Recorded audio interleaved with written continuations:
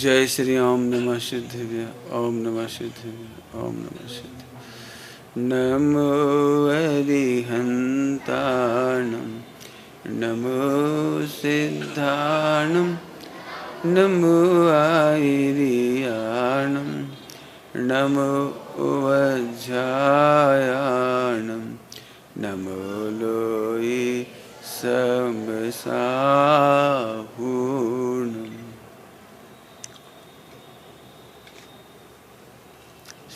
सभी बच्चों के लिए सबसे पहले तो अपन नारे लगाएंगे हिंदी में और अंग्रेजी में। रेडी? सभी लोग ध्यान से सुनना भैया। हम बोलेंगे 1 2 3 4, तो आप क्या बोलोगे? ये तो पुराना हो गया। अभी आज आप बोलोगे 7 तत्व का करो विचार। 1 2 3 4। अभी मैं कहूँगा 7 तत्व का करो विचार, तो आप 7 तत्व में नहीं अटकना, आप बोलना आत्म तत्व का करो विचार, जीव तत्व का करो विचार। समझ गए आप लोग? पहले हम 7 तत्व का विचार करते हैं, फिर आत्मा का विचार करते हैं। 1 2 3 4, 7 तत्व का करो विचार। वेरी गुड, मजा आया? याद हो गया सबको? भूल जाना तो ठीक है। अभी जैसे स्टाइल में मैं बोलूँगा ना, वैसी ही स्टाइल में आपको बोलना है। जैसे मैं बोलूँगा 1 2 3 4, तो आप बोलोगे 7 तत्व का करो विचार। स्टाइल समझ में आ गया आपको? और मैं जोर से धीरे धीरे बोलूँगा तो फिर आपको जोर से धीरे धीरे बोलना है, और मैं धीरे से जोर जोर बोलूँगा तो आप धीरे से जोर जोर से बोलेंगे। जैसे 1 2 3 4, 7 तत्व का करो विचार। ऐसे स्टाइल समझ गए आप लोग? परीक्षा ले लूँ तो ठीक है। 1 2 3 4, 1 2 3 4, 1 2 3 4, 7 तत्व का करो विचार। आत्म तत्व का करो विचार, जीव तत्व का करो विचार। बिल्कुल समझ में आ गया आपको? पक्का हो गया याद? अब स्टाइल नहीं समझाऊंगा, अब अगला नारा लगाएंगे हम। रेलवे स्टेशन पे ध्यान रखना भाई, वो पुरानी बात है, उनने उनका नाम लगा दिया, तुमने महावीर का नाम कर दिया, जैन धर्म का जय जयकार कर दिया। बात एक ही, लेकिन मजेदार, ये लोग सुनेंगे तो उनको लगेगा क्या बोल रहे। तो 1 2 3 4 हो गया। 5 6 7 8। अभी मैं बताता हूँ आप क्या बोलोगे। 5 6 7 8 का मतलब ध्यान से सुनना। सम्यक दर्शन पहला पाठ, लेकिन मैं पहले बोलूँगा प्रभु का दर्शन, आप बोलेंगे प्रभु का दर्शन पहला पाठ। और जब मैं बोलूँगा प्रभु का दर्शन पहला पाठ, तो आप बोलोगे सम्यक दर्शन पहला पाठ। समझ गए आप? 5 6 7 8, 5 6 7 8, 5 6 7 8। Very good. 5 6 7 8, 5 6 7 8, प्रभु का दर्शन पहला पाठ। ये सम्यक दर्शन, प्रभु का दर्शन करना व्यवहार, और सम्यक दर्शन निश्चय। याद रहेगा? निश्चय और ओहो। अब इतने से बच्चे कहेंगे मम्मी ये निश्चय से, ये व्यवहार से, तो मम्मी कहेगी इतनी सी लल्ली निश्चय व्यवहार। 5 6 7 8, प्रभु का दर्शन पहला पाठ। वेरी गुड, 2 बात हो गई। अभी 9 10 11 12। पहले आप क्या बोलते थे? आप लोग पहले क्या बोलते थे? क्या 9 10 11 12 जैन धर्म का? अच्छा बच्चे ना बजे ना, ये तो बहुत पुरानी बात हो गई। नगाड़ा तो कहने कौन सुनता है नगाड़ा, इनको नगाड़ा भी नहीं पता होगा, किसी ने नहीं देखा नगाड़ा। तो फिर मैं बताता हूँ, चलिए। जब मैं बोलूँगा 9, 10, 11, 12 तो आप बोलोगे भगवान आत्मा हमको प्यारा। क्या बोलोगे आप? याद हो गया? और जब मैं बोलूँगा भगवान आत्मा हमको प्यारा तो आप बोलोगे भगवान आत्मा सबको प्यारा। मैं बोलूँगा मुझको प्यारा तुमको प्यारा, आपको बोलना है भगवान आत्मा सबको प्यारा। Very good. 9, 10, 11, 12 तुमको प्यारा हमको प्यारा। Very good. 9, 10, 11, 12 9, 10, 11, 12 9, 10, 11, 12 वाह, बहुत ही ये एक ही बार में सीख जाते हैं। इतने अच्छे बच्चे पूरे इंडिया में नहीं मिलेंगे। वाह रे वाह, सतपथ। बहुत बढ़िया। तो अब अपन आगे चलते हैं। 9, 10, 11, 12 समझ गए सब लोग? मुझको प्यारा तुमको प्यारा। अब इसमें स्टाइल भी कर सकते हो आप। मुझको प्यारा तुमको प्यारा, आप बोलोगे भगवान आत्मा सबको प्यारा। समझ गए? मुझको प्यारा तुमको प्यारा। वाह, भगवान आत्मा। Very good. जब 9, 10, 11, 12 हो गए तो अब 13, 14 का भी नंबर आएगा। हाँ, 13, 14, 15, 16 तो आप बोलोगे क्या? हाँ, मुझे भी नहीं पता।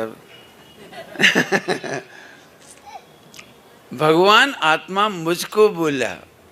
सर्वज्ञ भगवान ने, महावीर भगवान ने भगवान आत्मा मुझको बोला। क्या बोलेंगे अपन? भगवान आत्मा मुझको बोला। 13, 14, 15, 16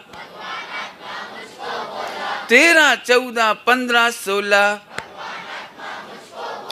तुझको बोला मुझको बोला,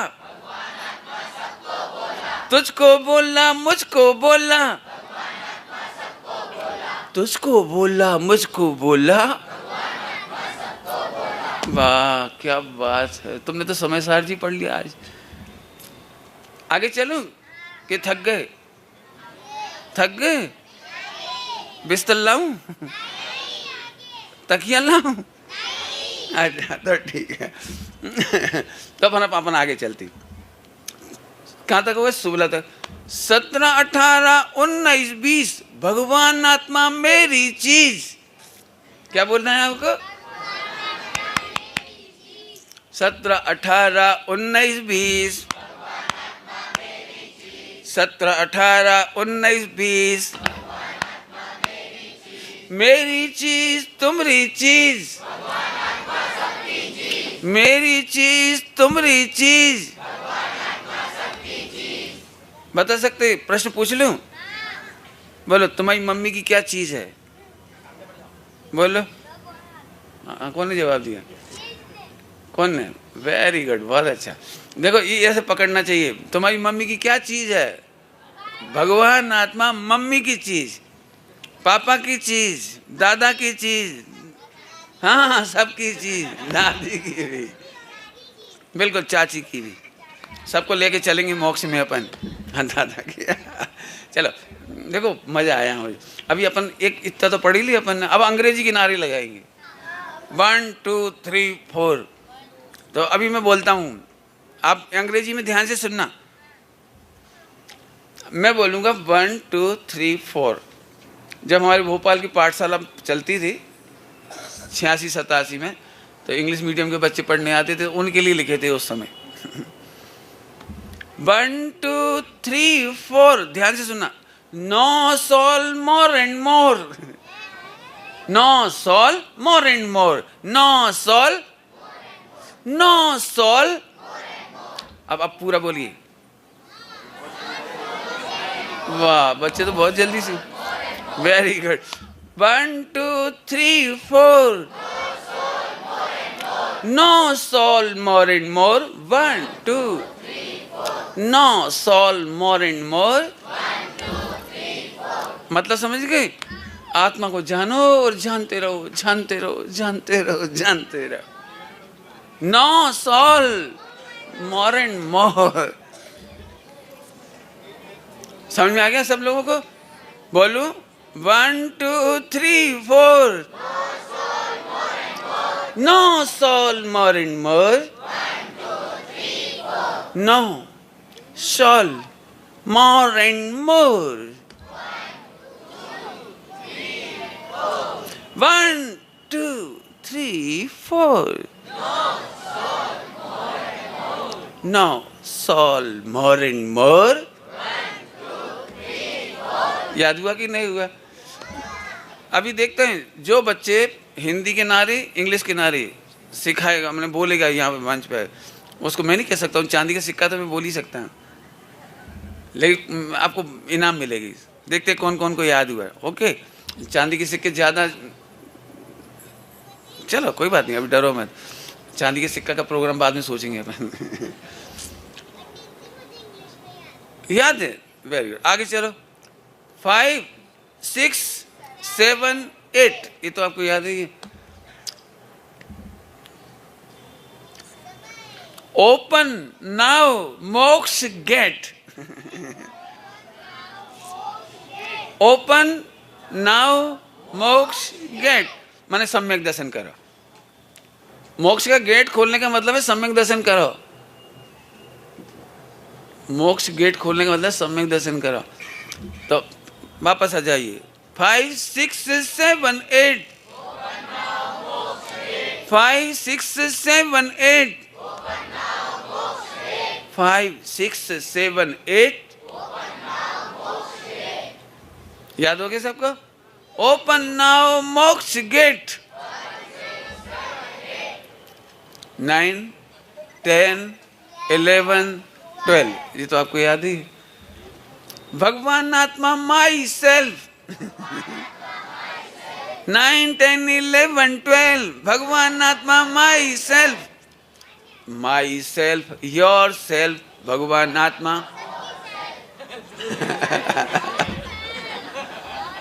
हाँ, ऑल सेल्फ, सब भगवान आत्मा। Very good. चलिए 9 10 11 12, भगवान आत्मा माई सेल्फ, भगवान आत्मा योर सेल्फ, ऐसे बोलेंगे आप। 9 10 11 12, 1 2 3 4।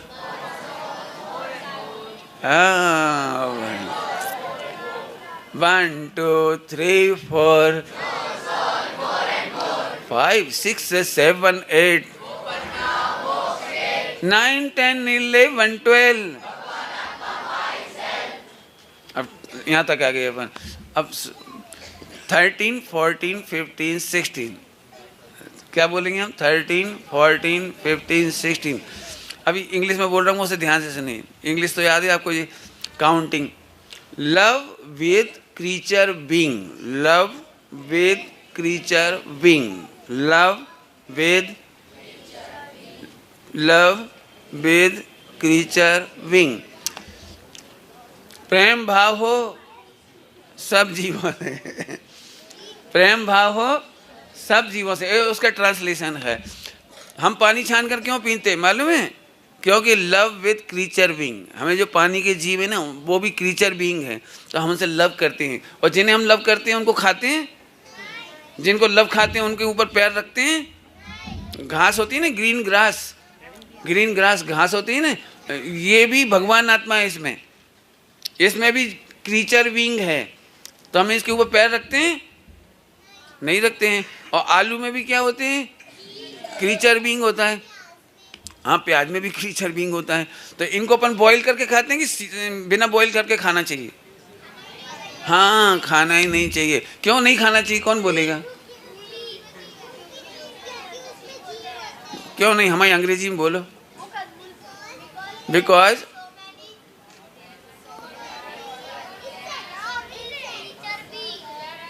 हाँ, कौन बोला? वेरी गुड, खड़े होके बोलो बेटे। हाँ, तू बोला बेट, बोल बोल, तुम बोलो। वेरी गुड, बहुत बढ़िया, सही बोला। हाँ, because I love with creature wing, ये उत्तर चाहिए था हमको। इंसेक्ट होती हैं तो सबको पता है। वेरी गुड, बहुत अच्छा उत्तर। इसके लिए 10 का नोट मेरी तरफ से, 10 का नोट मेरी तरफ से। और कोई नहीं देना, मैं दूंगा। हाँ, आपको समझ में आया कुछ? लव विथ क्रीचर विंग, आगे समझ में आपको? हाँ, वो आप नंबर कौन से बोल रहे थे? 13, 14, 15, 16। 13, 14, 15, 16। बहुत बढ़िया। अब 20 तक जाने में तो बड़ी टाइम हो गया, तो अपन एक शॉर्ट में निपटाते हैं। आफ्टर ऑल 20, आफ्टर ऑल 20, और क्या करें? यदि मैं कहूंगा विल यू से 24, तो मैं बोलूंगा I have no time more. तो आफ्टर ऑल 20, सुनना ध्यान से, वी विल सेव ह्यूमैनिटी।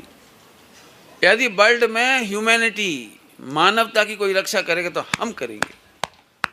मानवता की रक्षा कौन करेगा? We will save humanity after all 20, we will save humanity. मैं बोलूंगा आफ्टर ऑल 20, आपको क्या बोलना है? समझ में आ गया आपको? और विल यू से 24, हाँ, I have no time more. एक और बोल दूं थोड़ा सा, मुझे बहुत पसंद है, 2 नारे और पसंद है, मैं बोल देता हूँ, बाद में आप याद कर लेना और अपने उसमें लिख लेना, क्या कहलाता प्रोजेक्ट वर्क में, सब बच्चे सजा सजा के लाना। What is here, what is there, भगवान आत्मा is everywhere. What is here, what is there, what is here, what is there. और एक और मुझे जो पसंद है, मुझे बहुत ही पसंद है, ईस्ट और west, soul is the west. East और west, soul is the west. East और वेस्ट। चलो, मेरी एक कविता तो हो ही गई है, मैंने बहुत सारी हो गई। हाँ, हिंदी वाली भी सुनाना पड़ेगी। अभी समय नहीं है, इसलिए मेरे को पाठ पढ़ाना जरूरी, मेरा टाइम भी होगा, और फिर आपके भी और कार्यक्रम है इसके बाद की, बस इसके बाद कोई कार्यक्रम नहीं। लेकिन 9:58 हो गए, मैंने 10 बजने वाली है। आपको तो कर लिया, मैंने तो नहीं किया। सभी बच्चे ध्यान से सुनेंगे, बड़े लोग भी ध्यान से सुनेंगे। मैं आज आपको भारतीय संविधान में 11 कर्तव्य और अधिकारों की चर्चा है, वो पढ़ा रहा हूं। भारतीय संविधान में कानूनन आपके कर्तव्य और अधिकारों का वर्णन किया गया है। मैंने अपने हिसाब से ढाल करके आपको आपकी भाषा में समझाने के लिए कोशिश कर रहा हूँ। सभी लोग, बड़े भी सुन ले, छोटे भी सुन ले, क्योंकि बड़े ज़्यादा सुनेंगे तो बच्चों को समझा के रख सकेंगे घर में। आज आपको मैं 10-11 हैबिट्स के बारे में बताने जा रहा हूँ। 10 है हैबिट्स, उस सभी को समझनी है। दुनिया की सबसे बड़ी मिसिंग कह लीजिए, साइकोलॉजी कह लीजिए, गलत सोच कह लीजिए, वह है कि वो कर्तव्य नहीं करना चाहता, लेकिन अधिकार चाहता है। सबसे बड़ी दुखद चीज है, सारा वर्ल्ड अधिकार मांगता है, कर्तव्य नहीं करता। बहू और बेटे कर्तव्य नहीं करना चाहते कि सास को निराकुल करें, ससुर को निराकुल कर देवें, उन्हें बहुत अच्छा कर देवें। बस अधिकार चाहते हैं, करोड़ों मिल जाए, सोना मिल जाए, चांदी मिल जाए। और यदि मम्मी पापा भरोसा करके सब दे दें, तो मैं क्या कहूँ आपको, शायद 95% बेटे बहू ऐसे होंगे कि इसके बाद केवल एक ही माला फेरेंगे, कब निपटें, कब मर जाएं, या ओल्ड एज होम में पहुँचा दें, या अनाथ छोड़ देवें। मैंने बहुत बुरी दशा है इस समय भारत की। विदेशों की तो, विदेशों में तो खैर परिवार ही नहीं है। विदेशों में परिवार नहीं है मतलब समझते हो आप? 12-14 साल के बाद बच्चों के प्रति कोई केयरफुल नहीं होती। मम्मी पापा दोनों इतना अलगाव होता है कि मम्मी का जो अकाउंट का कोड नंबर होते हैं एटीएम वगैरह के, वो हस्बैंड को मालूम नहीं होता। हस्बैंड के एटीएम के कोड नंबर और जो क्या क्या होते हैं तुम्हारे जो अकाउंट की, डेबिट क्रेडिट कार्ड पासवर्ड वगैरह, फ़ोन के पासवर्ड वगैरह, वो वाइफ को मालूम नहीं होते, क्योंकि उन्हें मालूम नहीं कब आधी रात को सरकार बन जाए, वो कल गिर जाए। माने उनकी सरकार ऐसी होती है, मैं इसको कहता हूँ स्टेपनी कल्चर। स्टेपनी की तरह होते हैं पति पत्नी, ना मालूम कब बदल जाए मन और कब इधर उधर हो जाए, और बच्चे इसमें तबाह होते हैं। मैं इतने ज़्यादा लंबी स्टोरी तो नहीं सुनाऊंगा इन बच्चों के बीच में, मैं आपको केवल इशारा कर दिया कि यदि आप कर्तव्य नहीं करते हैं तो आपको सुखी होने का अधिकार नहीं है। और अधिकार हमेशा कर्तव्य की झोली में मिलते हैं, अधिकार मांगने नहीं पड़ते। कर्तव्य करने वाले को अधिकार मिले बिना रहते नहीं हैं। अधिकार भीख में नहीं मिलते। ये सब पॉइंट पे प्रवचन होगा तो 1-1 घंटा होगा, मैं केवल पॉइंट पढ़ दिए मैंने। अधिकार भीख में नहीं मिलेंगे, मांगने की ज़रूरत नहीं है, और मिले बिना नहीं रहेंगे। और जो अधिकार मांग रहे हैं इसका मतलब वो कर्तव्य से वंचित हैं, कर्तव्य से पलायनवादी हैं, कर्तव्य नहीं कर रहे हैं। पंडित साहब ने तो एक बार कर्तव्य और अधिकार पे इतना बढ़िया प्रवचन किया, यदि बच्चे नहीं होते तो मैं पूरा सुना देता आपको 1 घंटा, लेकिन बच्चों को बच्चों की भाषा में सुनाना मेरी जिम्मेदारी नहीं थी, सब सो जाएंगे, खो जाएंगे, तो मैं इन्हें सुनाऊंगा। आप उससे पहले आपको याद दिला रहा हूँ केवल। पंडित साहब कहते हैं बाँचना कर्तव्य है, पूछना अधिकार है। पूछना कर्तव्य है तो फिर आपका वो अनुप्रेक्षा अधिकार है। जो लोग कहते हैं ना प्रवचन सुनते चिंतन नहीं चलता, तो आपका सुनने का अधिकार, कर्तव्य पूरा नहीं किया होगा ढंग से, सुनने का कर्तव्य प्रॉपर नहीं करेंगे समझने का, तो चिंतन नहीं चलेगा, और चिंतन नहीं होगा तो पाठ आमनाएं नहीं होगी, और आमनाएं के बिना कोई भी व्यक्ति धर्मोपदेश का अधिकारी नहीं है। माने धर्मोपदेश, कई लोग सोचते मैं जानता तो बहुत हूँ, प्रवचन नहीं कर पाता हूँ, लोग मेरे प्रवचन नहीं सुनते, तो आप अधिकारी नहीं होगे। यदि आप कर्तव्य करोगे तो अधिकार मिलेगा वक्ता होने का भी।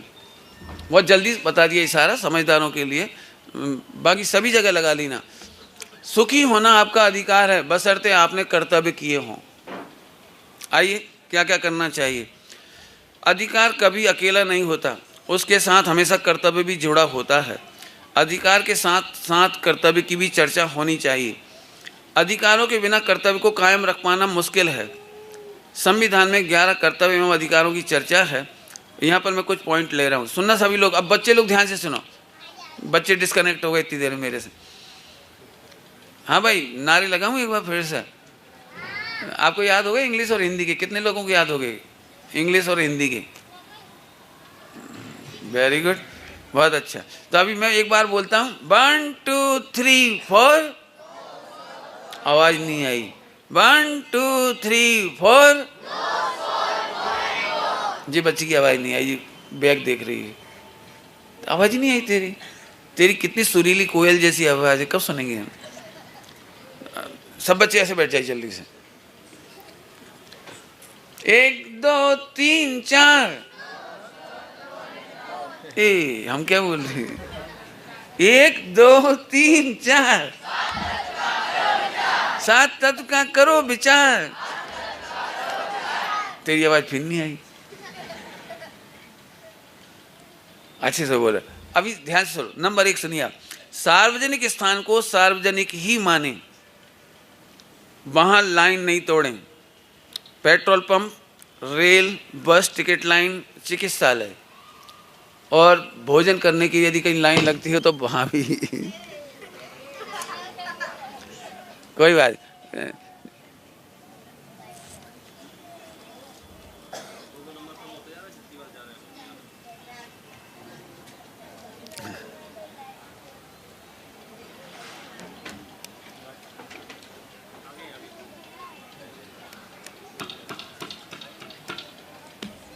आए समझ में आया आपको? तो कहीं पर भी यदि लाइन लगती है, जापान वर्ल्ड में नंबर 1 है, जापान नंबर 1 है। एक वहाँ पर बहुत बड़ा भूकंप आया था, बहुत बड़ा भूकंप, और लोग अनाथ हो गए थे एक तरह से, बहुत परेशान थे। लेकिन जब स्थिति अच्छी हुई तो सभी लोग मॉल में गए, मॉल में, और सबने अपने पसंद का माल खरीद लिया। इतने में फिर भूकंप आ गया, इतने में फिर भूकंप आ गया, तो सब लोग फिर भाग गए मॉल में से। जिनके हाथ में जो सामान था वो लेके बाहर निकल गए। आपको ताज्जुब होगा, बिल पेमेंट करने की लाइन भूकंप 5 मिनट में फिर ठीक हो गया। तो 5 मिनट में एक भी व्यक्ति वहाँ से भागकर घर नहीं गया। सब पेमेंट करने की मशीन के सामने लाइन लगा के खड़े हुए थे। जापान की हजारों घटनाएं। जापान यदि प्रशंसनीय बन सकता है तो क्या हम भारत को प्रशंसनीय नहीं बना सकते? हाथ खड़े कर सकते हो? कौन कौन लाइन कभी नहीं तोड़ेंगे? Very good. हम कभी चीट नहीं करेंगे, हम लाइन का इस्तेमाल करेंगे। Very good, thank you. बच्चों ने बहुत हाथ उठाए करे, शायद मम्मी पापा लोग लाइन तोड़ेंगे, बाकी लोगों ने हाथ नहीं खड़े करे। ध्यान रखना भाई, सार्वजनिक स्थान को सार्वजनिक समझें, सभी के हित की जगह समझें, सभी के प्रयोग की जगह समझें। ऐसा नहीं करें कहीं भी थूक दें, कहीं भी मूंगफली के छिलके फेंक दें। अंग्रेजों को भारत से नफरत करने का एक बहुत बड़ा कारण था, उन्होंने अपने डब्बे जो होते थे, बोगियाँ चलती थी, बोगियाँ, रेल में बोगी चलती थी, उन्होंने अपनी सेपरेट इसलिए रखी थी कि वो भारतीय बोगियों में घुस नहीं सकते थे। लोग इतने बढ़िया होते थे कि पप्पू ने चीची कर ली तो अखबार से पहुंच के वहीं पटक दो। मैंने देखा है रेलगाड़ी में, अभी भी देखा है, एक महिला के बच्चे ने लैट्रिन कर ली तो रेल के डब्बे में वो जो बाहर हाथ धोने का वो नहीं बना रहता, क्या कहलाता है वो, वॉश बेसिन, वो पप्पू के बाके अंदर करके बटन दबा के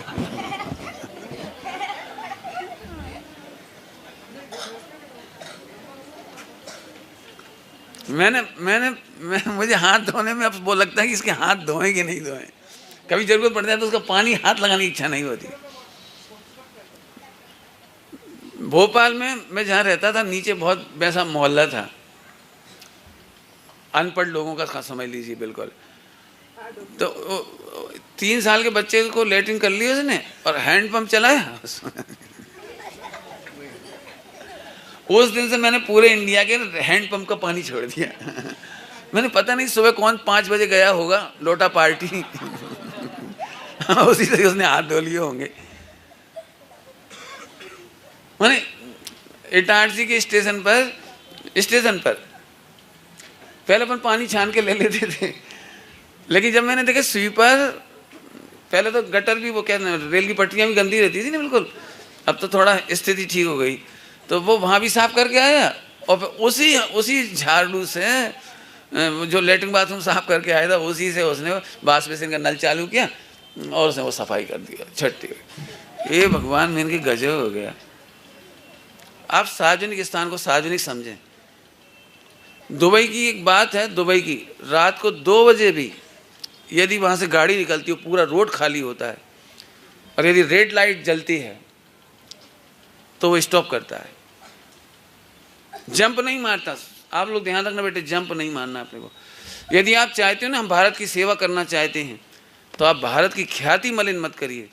आपको मालूम होना चाहिए, शायद नहीं जानते होंगे आप इतिहास, आध्यात्मिक गुरु के नाम पर पूरा वर्ल्ड भारत को याद करता है। महावीर भगवान 24 तीर्थंकरों, गौतम बुद्ध के लिए, कृष्ण के लिए, राम के लिए, आप कल्पना नहीं कर सकते। जब रामायण सीरियल चालू हुआ था तो भारत में ही कर्फ्यू नहीं लगा था, पाकिस्तान में भी टोटल कर्फ्यू होता था, सड़कों पर कोई नहीं निकलता था। जितनी उत्साह से, लगन से भारतीय लोगों ने रामायण सीरियल देखा था, पाकिस्तान की गली गली में वो देखा गया था। अरबी में, फारसी में, उर्दू में रामायण का अनुवाद हुआ है, गीता का अनुवाद हुआ है। कम से कम 60-70 लैंग्वेजों में रामायण और इनका ट्रांसलेशन हुआ है। माने पूरा वर्ल्ड, जब अध्यात्म का नाम आता है, आत्मा, जैसे आज हम भगवान आत्मा कहते हैं ना तो सबको सोनगढ़ याद आता है, कांजी स्वामी याद आते हैं, ऐसे विश्व में जब कहीं कोई आत्मा कहता है उसे भारत की याद आती है। आप भारत का यश मलिन मत करिए। हम भारत के विश्व गुरु हैं, विश्व के, समझ गए आप? तो सार्वजनिक स्थान को सार्वजनिक समझें, वहाँ गंदगी नहीं फैलाएं, कचरा नहीं फैलाएं। घटनाएं बहुत सारी हैं विदेशों की, लेकिन इस समय भी सुनाऊंगा तो फिर आगे की चीज़ रह जाएगी। मैं चाहूँगा आप लोग ज़रूर अच्छा लिटरेचर पढ़िए और इसको सुधार करिए। नंबर 2, खाना आपका अधिकार है, मगर पीक थूकना या झूठ फैलाना ठीक नहीं है। खाना आपका अधिकार है, आप जरूर खाइए। मूंगफली, ध्यान रखना सभी लोग, मैं एक एक पर संकल्प कराना चाहता हूँ। जैसे एक संकल्प अभी कराए ना, लाइन नहीं तोड़ेंगे, जंप नहीं करेंगे ट्रैफिक लाइन पर।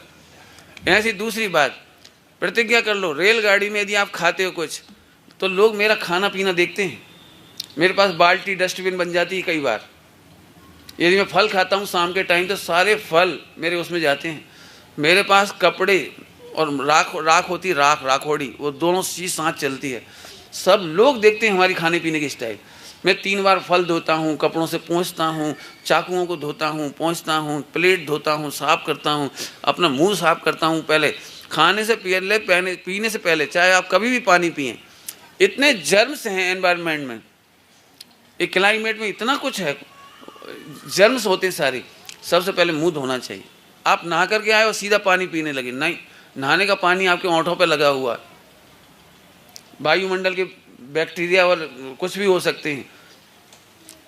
वायुमंडल में एक साल में कम से कम 1000 से भी अधिक नए बैक्टीरिया पैदा हो रहे हैं, और 15 साल के अंदर उनमें से मुश्किल से 100 डिटेक्ट हो पाते हैं, 100 डिटेक्ट कर पाते हैं और दवाइयाँ बना पाते हैं उनकी।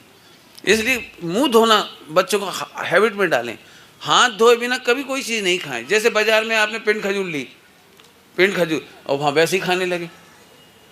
फलों के ऊपर उसने कहीं का भी पानी डाल दिया, कहीं का भी, आपने लिया अमरूद, सीधे खाने लगे। नहीं, बच्चों में ये एटिकेट होना चाहिए। फल हों, मेवे हों, कोई भी चीज़ हो, हाथ डाला मेवे में और सीधे आपने काजू खाने शुरू कर दिए। आपको पता है काजू तोलते समय मजदूर लोग उनमें पैर रख करके खड़े होते हैं, बोरों में भरते समय अनाज में पैर रख करके खड़े होते हैं, वहाँ पसीना गिरता है मजदूरों का। यदि वो लेटरिन बाथरूम करके आए हों, उन्हीं पाँव से वो उसी में खड़े हो जाते हैं, काजू किशमिश में, गेहूँ में, दाल में, चावल में, धने में, मसाले में। मैं आपको पूरा वर्णन सुनाऊँ तो आप कभी भी इतनी बड़ी बड़ी तिरपाल नहीं होती जहाँ मल्टी, क्या कहना चाहिए, बहुत थोक में बिजनेस होता है। ये पूरे खुले पड़े रहते हैं, वहाँ सुअर घूमते हैं, कुत्ता बिल्ली घूमते हैं। उस गंदगी को धोया नहीं जाता, पोंछा नहीं जाता, ज़्यादा से ज़्यादा तो झाड़ू लगा के साफ कर देते हैं। इसके बाद वहीं पर धना, जीरा, मसाले, गेहूँ, दाल, चावल, ड्राई फ्रूट, किशमिश ऐसे पटकी जाती है और उनमें पैर रख के खड़े होते हैं और भरते हैं। ये आप कहीं भी जाके देख लेना। इसलिए हम कहते हैं धोए बिना, 3 बार धोए बिना मत खाई। और बच्चे लोग ध्यान रखेंगे, कोई भी चीज़ धोए बिना मत खाई। जब इतनी बात आ गई तो मुझे तो खास ये बतानी थी कि खाने के जो छिलके हैं वो आप पॉलीथीन में रखिए। विदेशों में तो फौरन जुर्माना होता है।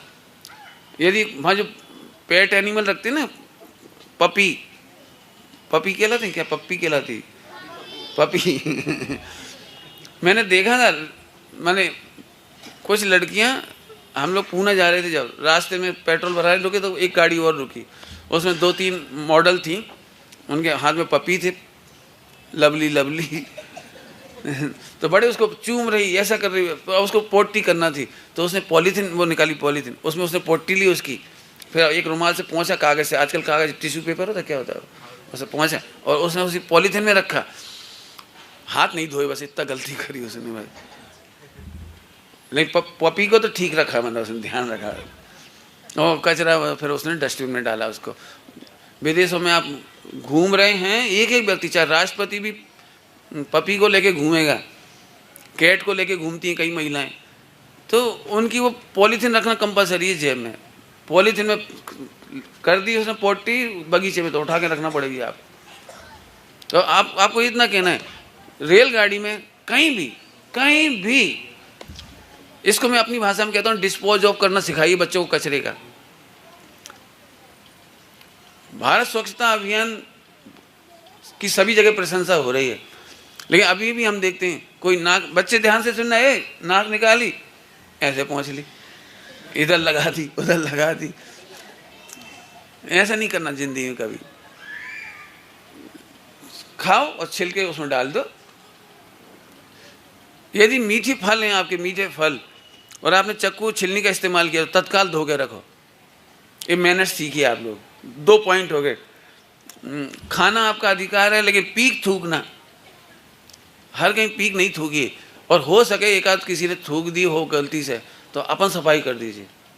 मुझे बहुत अच्छा लगा सूरत में जब भगवान का जुलूस निकलने वाला था तो जगह जगह कुत्ते की लैट्रिन पड़ी थी और तमाम वो पड़ा हुआ था।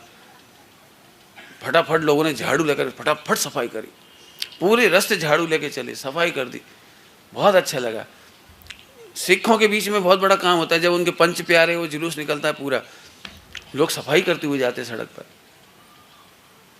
मैंने स्वच्छता हमें सीखनी चाहिए और इसका प्रयोग करना चाहिए। जूठन नहीं फैलाना, थोड़ा बच्चों को खाते समय थोड़ा सिखाना कि गिरना नहीं चाहिए, गिरा करके नहीं खाएं, छोटे पीस खाने की आदत डालिए और चबाने की आदत डालिए। 2 पॉइंट हो गए। तीसरा, संगीत सुनना आपका अधिकार है। मैं तो जरूर चाहूँगा संगीत सुनना चाहिए, लेकिन भोंडे गीत नहीं, पॉप संगीत नहीं, ढोंग ढोंग डिंग डिंग डिंग ढोंग ढोंग डिंग डिंग क्या गा रहा है यही नहीं पल्ले पड़े। मैंने भारतीय संगीत, क्लासिकल संगीत, अच्छे भजन ये छोड़कर बच्चे अंग्रेजी में सुनते हैं। 90% लोगों से मैं पूछता हूँ जी तुम सुनते हो, समझ में आती है आपकी? तो पहले तो बड़े उसके ऐसे स्टाइल मार के यस, तो मैंने एक गाने का मतलब समझाना जरा, वो अब अटक गई गाड़ी। 90% लोग केवल दुनिया को ये बताने के लिए मैं भी इंग्लिश सॉन्ग सुनता हूँ, आई लाइक फेवरेट पॉप।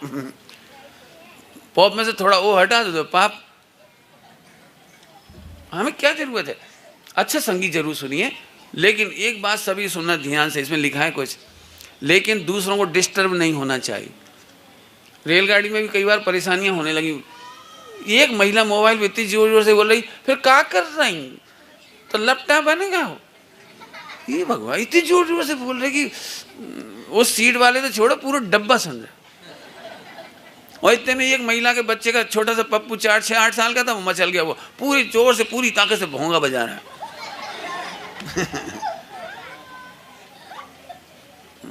यदि आप अपने बच्चों को ले जा रहे हैं तो सबको डिस्टर्ब नहीं होना चाहिए।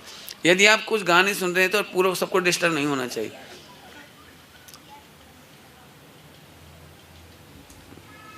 एक व्यक्ति सिगरेट पी रहा था तो पड़ोसी परेशान, तो बोले जी सिगरेट आपकी है कि किसी और की है? कि हमारी है।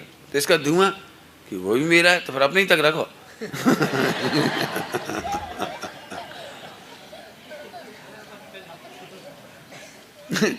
एक रेलगाड़ी में ऐसा हुआ, एक आदमी नीचे सिगरेट पी रहा था, ऊपर बेचारी एक आदमी बैठा था, वो परेशान था, तो उसने नीचे टोका, भाई सिगरेट मत पियो, धुआं ऊपर आ रहा है। तो बोले आप साइंस नहीं समझते, धुआं हल्का होता है ऊपर की ओर जाता है। तो ऊपर से पप्पू ने सूसू कर दी। जी क्या कर रहे हो? बोले आप नहीं जानते भारी चीज नीचे आती है।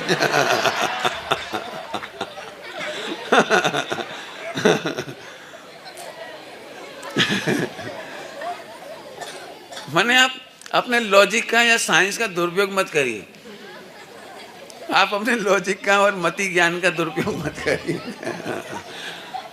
समझ गए सारे बच्चे? तो कौन सी गलती नहीं करेंगे? संगीत सुनेंगे तो मर्यादा में सुनिए, धीमे सुनिए, और फ़ोन पर बोलना हो तो बहुत धीरे बोलना सीखिए। इतना धीरे बोलना सीखिए कि पड़ोसी को भी तकलीफ नहीं हो। एक बहुत अच्छे व्यक्ति, बहुत साल पहले की बात है, ऐसे 30 साल पहले की बात कह रहा हूँ, एक बहुत अच्छे व्यक्ति थे, 35 साल हो गए बल्कि, उनकी बोलने की स्टाइल बड़ी अच्छी लगती थी मुझे। तो वो फ़ोन पर बात कर रहे थे, तो वहाँ से वो बहुत ज़ोर ज़ोर से बोल रहा था।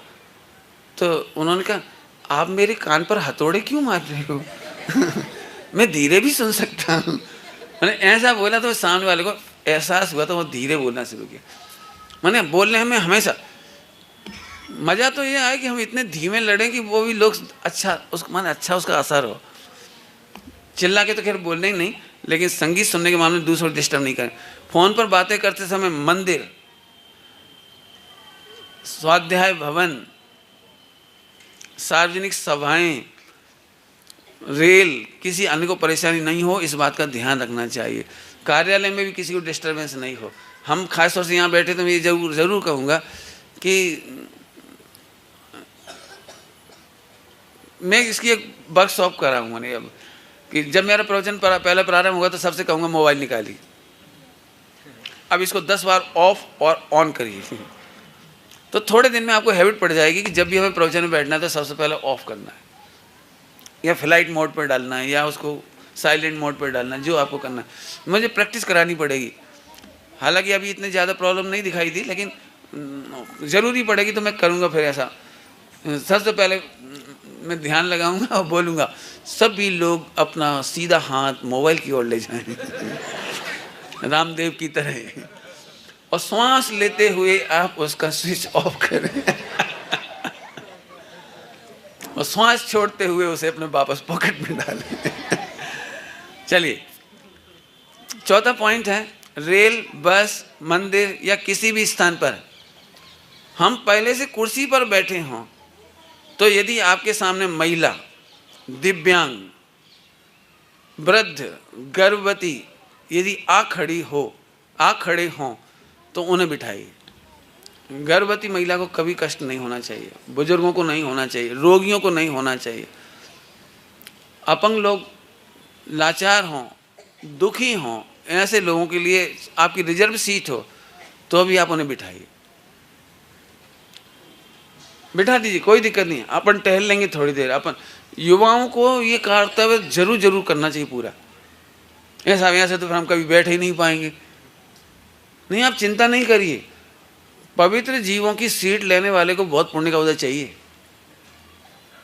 कुछ बड़ी बात कही मैंने, पवित्र जीवों की सीट लेने के लिए उसे बहुत पुण्य चाहिए होगा। आप जरूर देने की कोशिश करिए, आपको बहुत सम्मान मिलेगा, जरूर करिएगा। बच्चों को ये जरूर सिखाइए, रेल, बस, मंदिर, किसी भी स्थान पर दूसरों का ध्यान रखिएगा।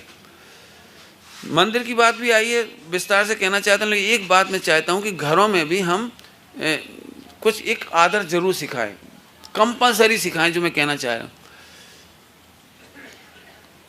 प्राय करके सास को और ससुर को या बड़े जनों को छोटों के कमरे में नहीं जाना चाहिए, खासतौर से बहू के कमरे में नहीं जाना चाहिए, बच्चों के कमरे में भी नहीं जाना चाहिए। इससे आपकी डिग्निटी मेंटेन होगी। इधर मैं दूसरी तरफ इनसे बहुओं से कहना चाहता हूँ, बच्चियों से कहना चाहता हूँ, बच्चों से कहना चाहता हूँ, बच्चों से, बेटे मुझे ये वो समय बहुत बुरा लगता है जब बच्चा अपनी सीट पर बैठा रहता है, वो पिताजी आते हैं या दादाजी आते हैं, नाना आते हैं, घर में कोई आते हैं, आप अपनी सीट पर ही बैठे रहते हैं ना। घर में कोई भी बड़ा मेहमान, कोई भी व्यक्ति, आपके घर का परिवार का सदस्य यदि आता है तो आपने फिल्मों में देखा होगा, जैसे ही दशरथ आते हैं तो रामचंद्र जी फौरन खड़े होकर प्रणाम करते हैं। बड़े बड़े सम्राट गुरुओं के आने पर झट खड़े होकर के उन्हें प्रणाम करते हैं, आशीर्वाद लेते हैं। ये प्रणाली मुझे हर घर में चाहिए। मैंने बच्चों को सिखाना चाहिए, बड़ों के आने पर खड़े हो जाना, और फिर बड़े कहें बैठ जाओ बेटे, कोई बात नहीं। मैंने ये प्रथा आपको जरूर सीखनी सिखानी चाहिए। बड़ों के आने पर बच्चों को हाँ क्या करना चाहिए, कौन बच्चे बताएंगे? 4 लोगों ने सुना, 8 लोगों ने सुना, 12 लोगों ने सुना। बड़ों के आने पर अपनी सीट छोड़कर खड़े होना, बैठे नहीं रहिए, लेटे मत रहिए। बहू लेटी हैं और सासू आई, कैसे आई ये नहीं, उठो खड़े हो जाओ। मम्मी कोई तकलीफ है, मुझे बुला लेते हैं? सॉरी मैं नहीं, ध्यान नहीं रखा, नहीं तो आपको आना ना पड़ता, मैं आ जाती। आप कमरे में चलिए, मैं आपको लेकर आती हूँ, मैं समझ गई, मैं भूल गई पानी देना। मैंने आप ऐसे डायलॉग दीजिए, बच्चे अपने आप सीख जाएगी। एक बात फिर कहता हूँ, जैन समाज वर्ल्ड की बहुत संपन्न समाजों में से है और वेल एटिकेटेड है, मैनर्ड है, लेकिन एक चीज़ यदि हम अच्छी कर ले, थोड़ी सी डायलॉग, यदि हमारे वचन व्यवहार बहुत अच्छा हो जाए तो वर्ल्ड में हम नंबर 1 हैं। हमारे बच्चे ये चीज़ सीखेंगे, डायलॉग अच्छा होना चाहिए। आइए अगली बात बताता हूँ। अपनी सुरक्षा आपका अधिकार है, तो दूसरों की सुरक्षा में सचेत रहिए, सतर्क रहिए और जागरूक रहना कर्तव्य है। यदि आप अग्निकांड में से अपने को बचा रहे हैं तो दूसरों को भी सचेत होकर के बचाइए। यदि आप फिसलते फिसलते बच गए और सड़क पर छिलका पड़ा है तो आप दूसरों के प्रति भी सतर्क रहिए, वो छिलका हटा दीजिए, फेंक दीजिए। मुझे तो 1-2 अभी देखने को मिला, विधायक और सांसद बार बार कहने पर भी जब गटर साफ नहीं हो रही थी भोपाल की तो खुद उतर गए और सफाई करने लगे, तो फौरन हड़कंप मच गया, मीडिया आ गई, फला आ गया, वो आ गए, तो मेयर आ गया, वहाँ का मेयर अरे आप सांसद होते हुए आप गटर में उतर गए, इतनी 4 फुट गहरी उसमें। तो बोले क्या करें, कहते कहते थक गए। आप नहीं करोगे तो मुझे करना पड़ेगा। फौरन सचेत हुए और सबको अलर्ट किया। बहुत अच्छी बात है। जरूरत पड़े तो हमें गांधीगिरी करनी चाहिए समझ गए होंगे, गांधीगिरी। जरूरत पड़े तो अच्छे कदम उठाने चाहिए, खुद काम करिए। अगला, परिवेश को गंदा होने से बचाना। अभी तक जितनी चर्चा की उसमें आप 2 चीजें तो समझ गए होंगे, परिवेश, माहौल। गंदगी नहीं फैलाना, 1, जोर से बोलना नहीं, 2, गाली गलौज नहीं करना, 3, ये माहौल। लेकिन मैं गाँव माहौल को गंदा होने से बचाने में कुछ और भी कहना चाह रहा हूँ। अच्छे विचार करने का माहौल, अच्छे बोलने का माहौल के साथ साथ अच्छा पढ़ने का माहौल बनाइए। मोदी जी ने एक चाय की दुकान की तारीफ की थी। उन्होंने अपनी चाय की दुकान में बच्चों के लिए लाइब्रेरी खोली। बच्चे आए जाएं, उनकी मन वांछित किताब पढ़ सके गांव में। ये एक अच्छा विचार है। हमारी दुकानें यदि खाली रहती, कई दुकानदार ऐसे होंगे हमारे में से, बड़े बड़े ऑफिस हैं और बहुत बड़े बड़े बिजनेस होने के कारण फ़ोन पे ही चलते हैं, बहुत बड़ा स्थान खाली पड़ा रहता है आपका। आप उस स्थान में लाइब्रेरी खोल दीजिए, बच्चों को आने के लिए प्रेरित कीजिए, बच्चों को पुस्तकें देने लगेगी, आपका टाइम भी पास होगा, बच्चों से आप जुड़ जाएंगे।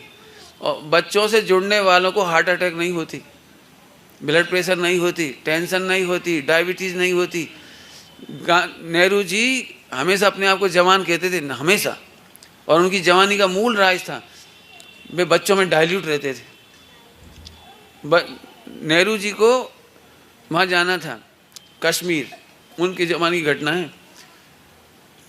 तो उनके जो पीए और जो सब लोग थे, उन्होंने कहा कि बच्चों के लिए कुछ रख दो। तो और लोगों ने कहा क्या ज़रूरत है, अचानक जा रहे हैं, आधे घंटे के लिए जा रहे हैं, वापस आ जाएंगे, क्या ज़रूरत है। लेकिन वो जो सेक्रेटरी था बहुत होशियार था, स्पेशल। उसने कहा यदि नेहरू जी ने जाते से ही कहा बच्चों को देखकर कि क्या है हमारे पास, तो हम क्या कहेंगे। उन्होंने फटाफट चुपचाप, जब कोई व्यवस्था नहीं तो उन्होंने खुद रखी बच्चों के लिए आइटम, 4-5 तरह के आइटम। और नेहरू जी की आदत थी, जैसे ही वहाँ गए वो बच्चे स्कूल के दौड़े दौड़े आ गए।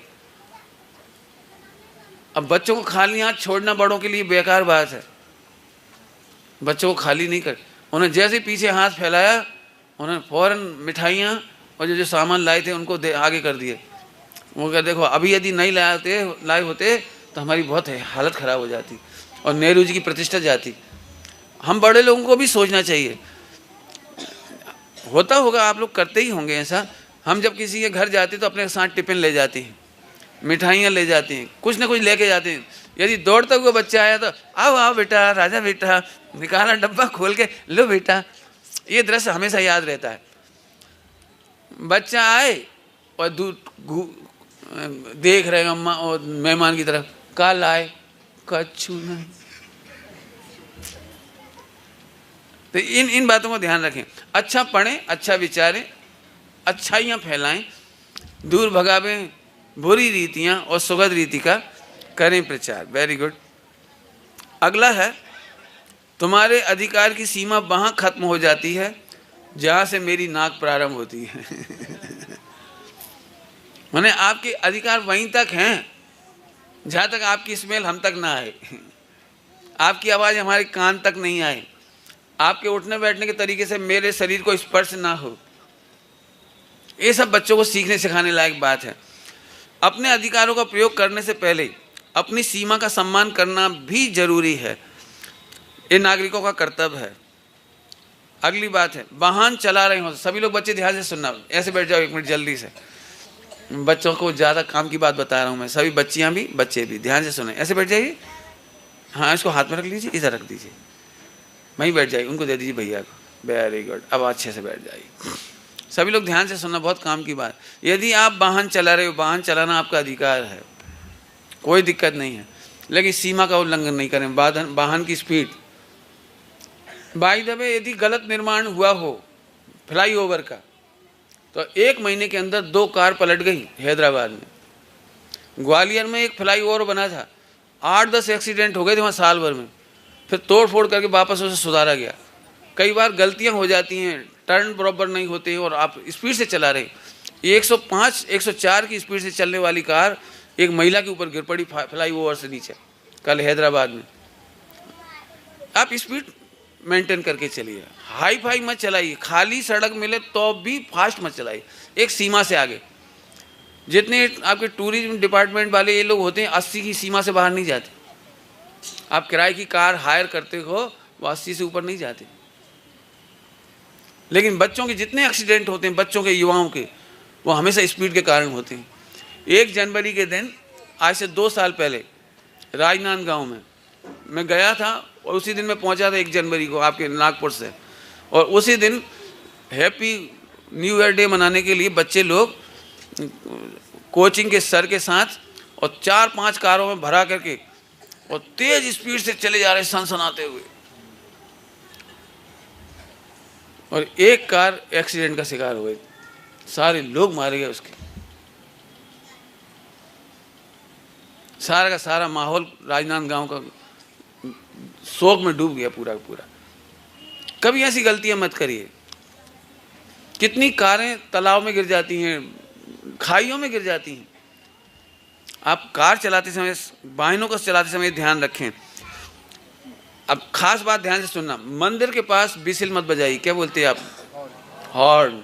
मंदिर के पास, कोर्ट के पास, पुलिस स्टेशन के पास, हॉस्पिटल के पास। हॉस्पिटल में बहुत तकलीफ होती है मरीजों को, यदि दिन भर बिसिल बजती रहे, दिन भर बिसिल बजती रहेगी, यदि हॉर्न बजता रहेगा तो आप मरीजों की कल्पना करिए उन्हें कितनी तकलीफ होती होगी।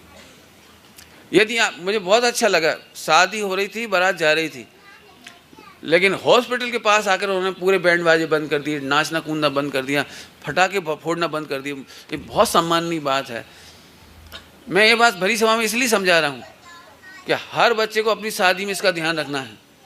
फटाके नहीं फोड़ने हैं, पहले तो बैंड बाजे भी नहीं बजवाने उस जगह पे, कम से कम जहाँ विद्यालय चल रहा हो, जहाँ हॉस्पिटल हो, जहाँ प्रवचन हो रहे हों, जहाँ पूजाएं हो रही हों, लोग सामायिक कर रहे हों, चाहे वे मुस्लिम वर्ग की अजान हो रही हो, आपको सभी जगह का ध्यान रखना। ये लिखा है, ये आपकी कॉन्स्टिट्यूशन में लिखा है, ये समझ लीजिए आप। फिर से पढ़ देता हूँ। वाहन चला रहे हो तो मंदिर, चिकित्सालय, विद्यालय, न्यायालय के पास प्रदूषण न फैलावें, शोर न करें, फटाके नहीं फोड़ें, हॉर्न नहीं बजावें। अगला पॉइंट है, कार्यालय और विद्यालय में ईमानदारी से कार्य करें। वैसे तो कार्यालय विद्यालय लिखा है जानबूझ के, लेकिन हर व्यक्ति को अपने आप में ईमानदार रहे। मैं 1-2 बातें बताऊंगा इसमें थोड़ी सी, सभी लोग ध्यान सुनो बेटे।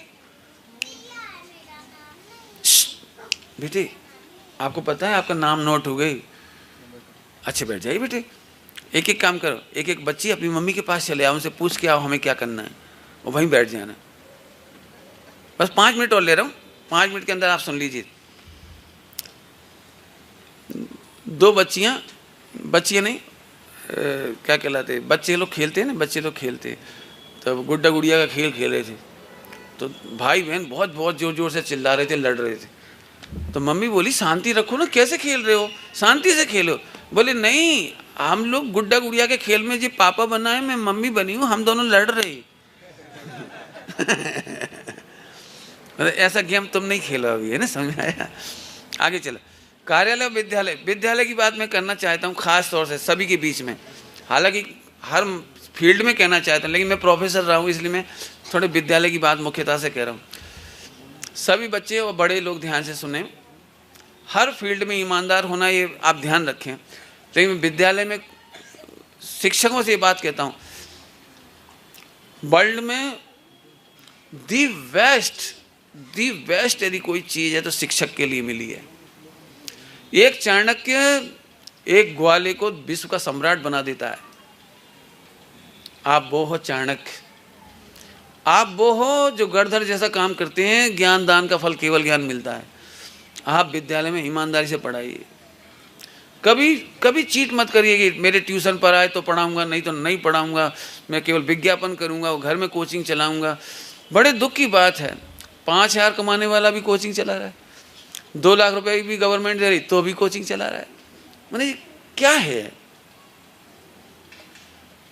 लेकिन मैं सही बताऊं, शिक्षक के बच्चे उन्नति करने में पीछे देखे गए हैं। इसका राज मैं करनानियों से बताना चाहता हूँ। आपने ज्ञान दान में बच्चों के साथ बेईमानी करी तो आपके बच्चे इंटेलिजेंट नहीं होते। मैं आपको प्रोफेसरों के बीच में ये बात कही थी जो मैं आपसे कह रहा हूँ। प्रोफेसरों के बीच, बेटी यही तो मम्मी के पास चले जाओ, केवल 2 बच्चे पर्याप्त होते पूरी सभा के सुधारने के लिए।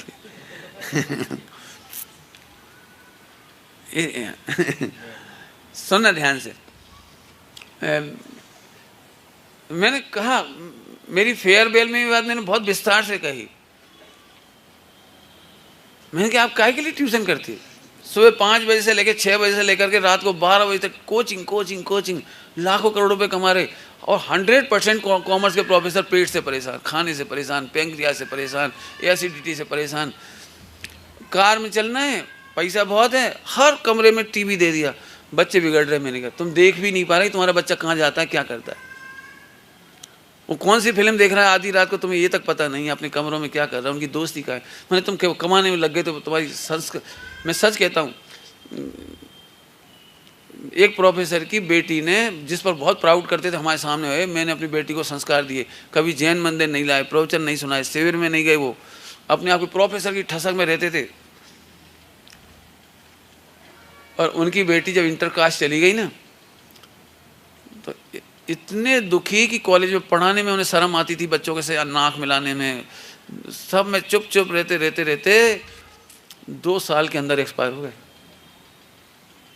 संस्कृति की सुरक्षा करे बिना आपकी सुरक्षा नहीं है। संस्कृति की रक्षा में ही हमारी सुरक्षा है। मैं काय के लिए कमा रहे हो? इतनी अच्छी जॉब है कॉलेज की, मैं नहीं करूँगा। प्रिंसिपल ने सबको नोटिस जारी किए तो उसमें मेरा नाम भी पे भी नोटिस आ गया। तो सब लोग तो खैर क्या जवाब दें, कैसे प्रिंसिपल को खुश करें, उसमें सोचने लगे। मुझे मिलते से ही 1 सेकंड देर नहीं हुई, सीधे प्रिंसिपल के ऑफिस में गया मैं। सर ये लेटर आपने मुझे इश्यू किया है।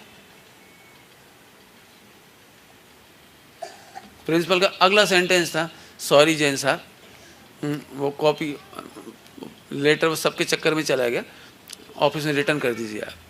Thank you sir. मैंने कहा उस दिन ऐसा लग रहा था जैसे मैं वर्ल्ड कप जीत गया।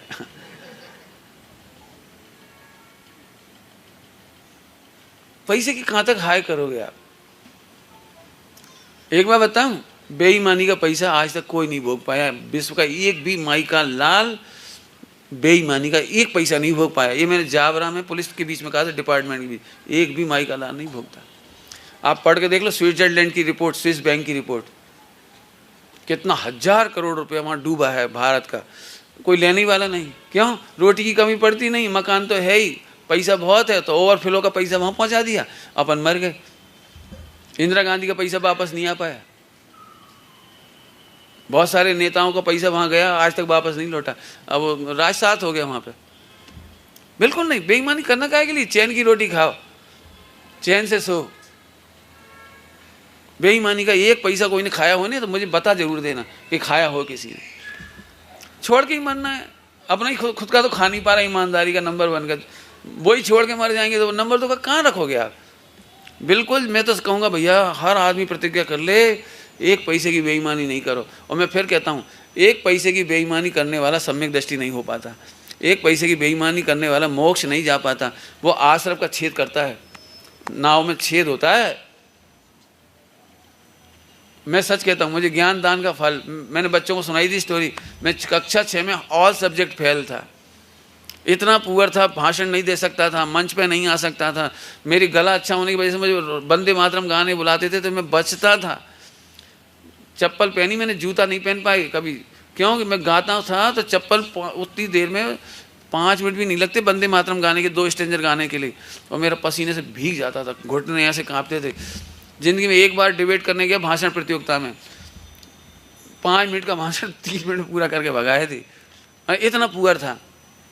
लेकिन वो बेईमानी नहीं की ज्ञान दान वाली।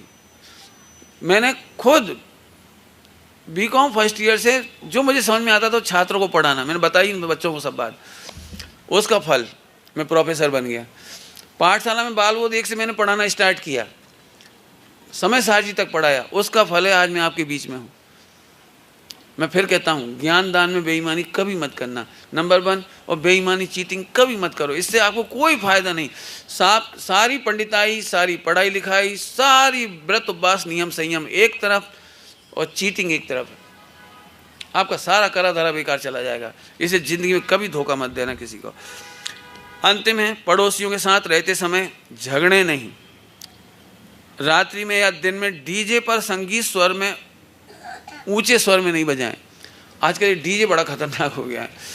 सड़क पर एक डीजे गुजरता है और पढ़ नहीं सकते, बातचीत नहीं कर सकते, हम कुछ अपना, कोई अपना गायन कर रहा हो तो नहीं कर सकता, म्यूजिक कर रहा हो तो नहीं कर सकता। कितने लोगों को कष्ट होता है, एकाग्रता भंग होती है। मैं तो चाहूँगा हमारे किसी घर में डीजे नहीं बजना चाहिए। पहले ही बता दिया, बाहर की ट्रैफिक में कभी आप सुनते हो तो बिल्कुल स्लो सुनिए। और एक बात याद आ गई ट्रैफिक के नाम पर, बच्चे बच्ची बेटे नकली मॉडर्न मत बनो और फंटासी दुनिया में मत जिंदा रहो। मुझे तब बहुत तकलीफ होती है जब हमारे बच्चे बच्ची वो कान में लगा करके, वो हेडफोन लगा के और बड़ी मॉडर्निटी के साथ कार चलाते हैं, या क्या कहलाता है वो तुम्हारा, वो मोटरसाइकिल चलाते हैं और बातें करते जाते हैं और एक फ़ोन ऐसे दबा लेते हैं। एक दिन की एक ही गलती बहुत महंगी पड़ेगी आपको। क्या कहलाते हैं वो, 100 सुनार की तो 1 लोहार की। एक घटना बहुत है, आपकी हड्डी पसली टूट गई, कमर की हड्डी टूट गई, स्लिप डिस्क हो गया, हाथ पैर टूट गए, एक घटना बहुत है। आप कभी नहीं, नेवर, कभी कान में लगा के मत चलाओ। फ़ोन पर आपको 1 मिनट रुक जाइए, और नहीं तो फ़ोन को हमेशा वो क्या कहलाता है, फ्लाई मोड, उसमें डाल दीजिए, चलते ही समय डाल दीजिए। हमें नहीं सुनना रास्ते में। आप अपनी ज़िंदगी से खिलवाड़ नहीं कर रहे, ध्यान रखना। आपकी ज़िंदगी में कुछ होता है तो आपके मम्मी पापा प्रभावित होते हैं, आपके बच्चे प्रभावित होते हैं, आपकी पत्नी प्रभावित होती है, आपके बहुत सारे मेंबर्स आपसे प्रभावित होते हैं। इसलिए ज़िंदगी में ये गलतियाँ नहीं करना। बच्चों के बीच में बड़ों को भी बताइए ये बात, सभी लोग अपने अपने स्तर पर सुधार करें। और बच्चों में हमेशा इस बात का ध्यान रखें, नहीं मोबाइल नहीं, बिल्कुल। आप कह दीजिए बेटा हमें उतार दो, तुम्हें मरना है तो गाड़ी पे अकेले चले जाओ, अब दादी को छोड़ के नहीं जाएगा, ये बात तो पक्की है। बिल्कुल, मतलब हमको इसको चेक करना चाहिए। मैंने आज कर्तव्य और अधिकारों की बातें की हैं। अब समापन है मेरा, अंतिम पीरियड, अंतिम क्षण। तो मैं आपको एक बात और कहता हूँ, पेरेंटिंग का कोई एंड नहीं है। पेरेंटिंग का कोई एंड नहीं होता। जैसे रात को चिकित्सा के बारे में बताया मैंने, केवल बीमारियां ना पैदा हों इतना बताया। मैंने बहुत सारा बाकी है, उसे आपको जानने की जिज्ञासा करना चाहिए। जो महिलाएं कई बार अवकाश के समय में बोर हो जाती है तो बहुत सारे काम करती हैं, अवकाश के समय के लिए अपने घर में साहित्य रखिए। ऐसा जनरल साहित्य जो पेरेंटिंग रिलेटेड है, जनरल हेल्थ रिलेटेड है, आप उन 3 दिनों में 4 दिनों में वो चीज़ पढ़ो। विकथा मत करो, टीवी मत देखो। गर्भवती महिलाएं हो, टाइम पास, बीमार हो, आप बेड रेस्ट पे हो, बने रहो, कोई बात नहीं, लेकिन टेलीविज़न देख देख करके ऐसे संस्कार मत डालो जो बच्चे में चला जाए। अच्छी बातें करो, अच्छा साहित्य पढ़ो। मैं तो चाहूँगा कि हर बहन उन दिनों में पुराण पढ़े, ताकि हीरो अच्छा दिखाई देगा आपको तो उसके संस्कार आ जाएंगे आपको। बस शॉर्ट में इतनी बात कही है, इनका एंड नहीं है। आप भी खोजिए, पढ़िए। मेरा ये लेख कभी अंतिम नहीं होता, हमेशा अपडेट होता ही रहता है, उसमें और नया नया जुड़ता जाता है। मैं अभी रास्ते में इन बच्चों से यही कह रहा था, विचार विश्व की सबसे बड़ी पूंजी होते हैं। हम चले जाएंगे लेकिन विचार रह जाएंगे। इन विचारों को कोई और पल्लवित करेगा, इन विचारों को कोई और पल्लवित करेगा। आज समय सारजी परमागम पल्लवित हो गया, आचार्य अपने पूज्य गुरुदेव श्री मिल गए हमको। टीकाओं के द्वारा अमृतचंद स्वामी जयसेन स्वामी के द्वारा उनका पल्लवन हुआ। पंडित टोडरमल जी साहब जिनकी आप मनाने जा रहे हो, 320वीं शताब्दी, कहने का मतलब ये इन्होंने सब काम किया है। आप सब भी अच्छे विचारों को लिखना सीखो, मॉडिफिकेशन करना सीखो। और एक बात, प्रश्न आया था मेरे पास, सबको जवाब देना, इसलिए 2 मिनट वो भी दे देता हूँ। कई लोगों के प्रश्न हैं, आपने बातें तो बहुत अच्छी बताई, लेकिन प्रैक्टिकली कैसे करें, प्रैक्टिकली गुस्सा कैसे रोकें, प्रैक्टिकली और हम अपने जज्बातों को कैसे रोकें, अपने सुधार कैसे करें। क्योंकि पर उपदेश कौशल बहु तेरे, ऐसी बातें तो हम रोज़ सुनते हैं, आप अच्छा करो अच्छा करो अच्छा करो, करें कैसे। तो बच्चे लोग जरा एक बार फिर से अच्छे बैठ जाओ बेटे, सुनना ये लाइन तुमको, इसलिए तुम्हें बिठा रहा हूँ। सब बड़े लोग तो सुनेंगे, लेकिन आप लोग बहुत ध्यान से सुनना, बच्चे लोग। और मेरे को हाथ खड़े करके बताना कितने लोग ढंग से सुन रहे हैं, हाथ खड़े करना जरा, कितने लोग ढंग से सुन रहे हैं, सुन रहे हैं, वेरी गुड। अब आप अलर्ट रहिए, मैंने आपको रिफ्रेश कर दिया है। अब मैं आपको बता रहा हूँ ये बात, बहुत ध्यान से सुनना, टाइम नहीं है इसलिए 1 मिनट में कहनी मुझे ये बात। आप अपने विचारों को अल्टीमेट कभी नहीं माने, वचन को अल्टीमेट नहीं माने, और काया की प्रवृत्ति चेष्टा को अल्टीमेट नहीं माने, अंतिम नहीं माने। आप विचार कर रहे हो तो विचार कोटि में उसे 3 दिन रखिए, सोचते रहिए क्या ये सही है, सामने वाले के बारे में जो इमेज बना रहा हूँ वो सही है, मेरे दिमाग में जो कोलाहल चल रहा है, आक्रोश चल रहा है, क्या वो सही है। 3 दिन तक ले आइए आप उसको, ब्रेकअप करते करते करते करते। वचन, डिबेट में आपने भाषण दिया, अब आप सोचिए क्या इससे अच्छा और बोला जा सकता था, इस सेंटेंस के स्थान पे कोई अच्छा होना चाहिए था, गड़बड़ है कुछ। अपना लिखा हुआ फिर चेक करिए, इसमें और अच्छे शब्द आ सकते हैं, और अच्छी क्रिया आ सकती है, और अच्छा विशेषण आ सकता है। बस जो लोग अपने मन वचन काय को चेक करते रहें, वो दुनिया का दी बेस्ट पर्सन बन जाएगा। वो आत्मनियंत्रण करना सीख जाएगा, क्रोध को जीतना सीख जाएगा, भावों को आत्मनियंत्रण करना सीख जाएंगे, आप सब सीख जाएंगे। आशा है आप सब अवश्य लाभान्वित हुए होंगे, लेकिन यदि आप लाभान्वित हुए हैं तो अनंत गुनी जिज्ञासा रखना इसमें। मैंने काम पूरा नहीं हुआ, केवल मैंने आपको थोड़ा सा इंस्पायर किया है, काम बहुत बाकी है। आप अपने आप के लिए और सबके लिए, स्व पर हित के लिए सावधान रहें, स्वाध्याय करें। मेरे 3 सूत्र, सम्यक दर्शन प्रकट करें, जीवन में सील का पालन करें और समाधि की प्राप्ति करें। इस भावना के साथ विराम लेता हूँ। ओम नमः। पालक बालक संस्कार सीरीज हम देख रहे थे और आज उसका ये लास्ट एपिसोड आपने देखा। और अब एक तरफ उत्तम क्षमा लिखा है, उसमें मुनराजों का चित्र है जो क्षमा करते हैं, दूसरी तरफ नरक का चित्र है जो क्षमा नहीं करते हैं, उनकी क्या हालत होती है। एक तरफ मार्दव का चित्र है जो हम करना चाहिए, दूसरी तरफ मार्दव नहीं करते हैं, उनकी क्या हालत होती है। इस तरह से पूरी कॉमिक्स तैयार की है। एक और विशेष बच्चों ने जो कॉमिक्स तैयार की थी, ये वाली देखिए मेरे हाथ में जो है, ये रक्षाबंधन के पर्व के ऊपर पूरी स्टोरी। रविंद्र जी इसको दिखाइए। मैं इसलिए इसको दिखा रहा हूँ, मैंने बहुत पहले एक रात्रिकालीन कक्षा चलाई थी यहाँ पर 6 ढाला की, और सौभाग्य से हमारे उस समय के विद्यार्थी यहाँ बैठे हुए हैं। दीपा जैन ने बहुत जोरदार एक 6 ढाला, सचित्र 6 ढाला तैयार की थी, जबरदस्त। उसकी याद इस बच्चे ने दिला दी। ये बच्चे यहाँ हो, सुविधि जैन और क्या नाम है इसका, कुमारी अनन्या सातपुते, सुविधि सातपुते और अनन्या सातपुते। मैं सुरते से अनुरोध करूँगा वो भी यहाँ आ जाइए, बचत देखिए। पूरी सचित्र 6 ढाला है, वो सॉरी रक्षाबंधन की कहानी है, प्रोजेक्ट है। अब हमारे पास 21 में से 17 मिनट बचे हैं। सबसे पहले मैं उन 60 बच्चों के नाम बुला रहा हूँ यहाँ। बच्चे सिर्फ मंच की ओर आके खड़े हो जाएंगे सामने, और एक ग्रुप फोटो उनका होगा जिन्होंने प्रोजेक्ट बनाए थे। यहाँ के प्रोग्राम के बाद मेरे से जो बन पड़ेगा ना वो बोलूँगा आपको नहीं जाने के लिए।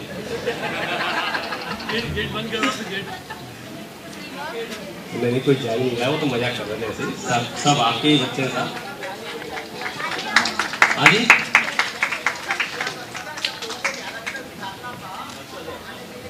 सुबह नाश्ता करवा दिया था सब लोगों को। ठीक है कोई बात। अभी 5 मिनट में हम अपने इस प्रोग्राम को हम समाप्त करेंगे। और हमारे पंडित जी निखिल जी शास्त्री जो मुंबई से पधारे हैं, मैं उनके कर कमलों से पुरस्कार दिखा रहा हूँ। प्रथम पुरस्कार मिला है सुविधि सातपुते, सुविधि सातपुते और साथी हैं अनन्या सातपुते। आइए ऊपर स्टेज पर। 2 3 नीचे कर दो,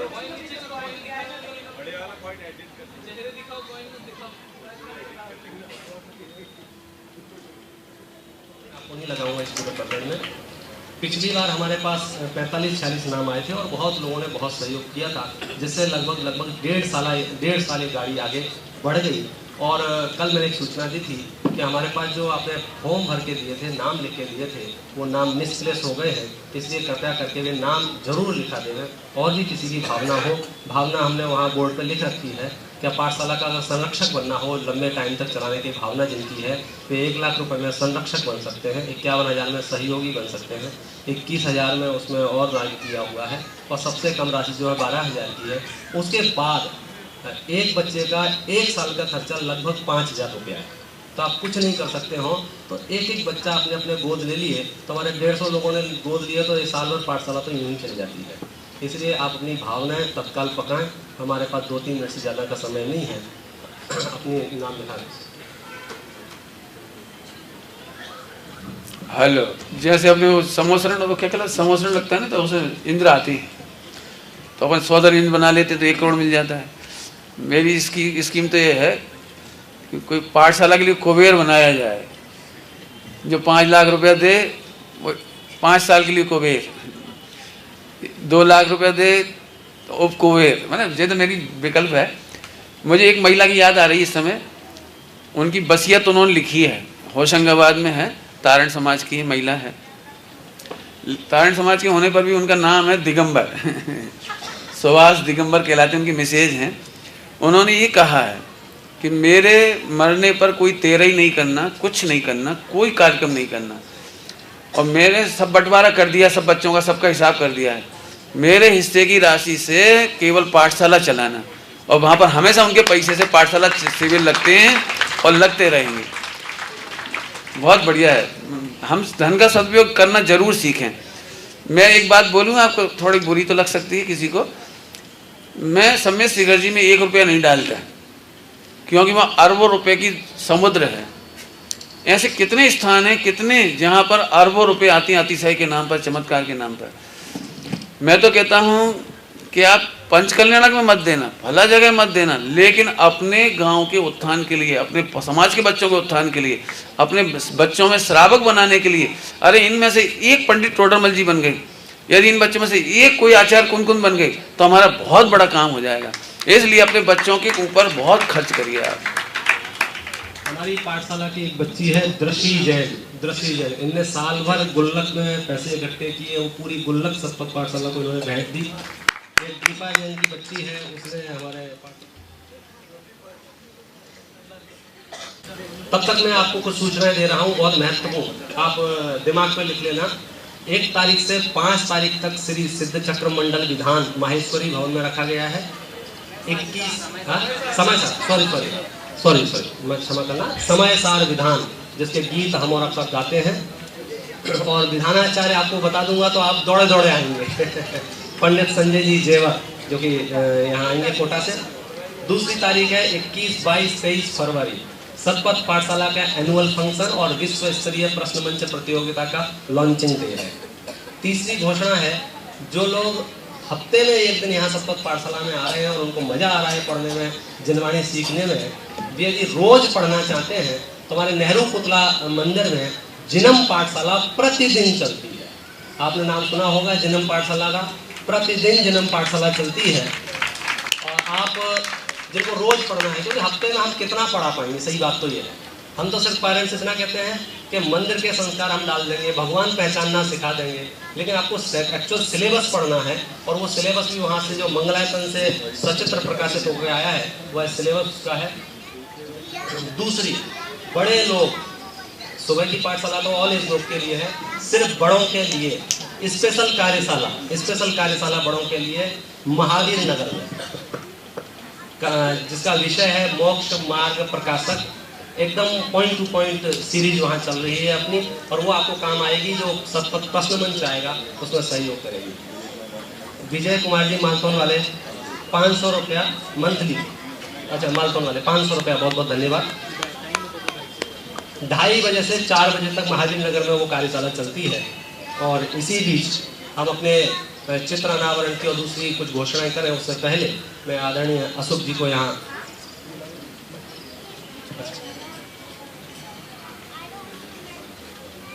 श्रीमती सुधा जी के नाम से, अच्छा मम्मी जी, अभिषेक भैया के मम्मी जी श्रीमती सुधा जी की तरफ से 500 रुपये पर मंथ आजीवन। आजीवन मतलब ऐसा नहीं है पाठशाला बंद हो जाए फिर हम लेते जाएं, आजीवन मतलब जब तक पाठशाला चलेगी तब तक।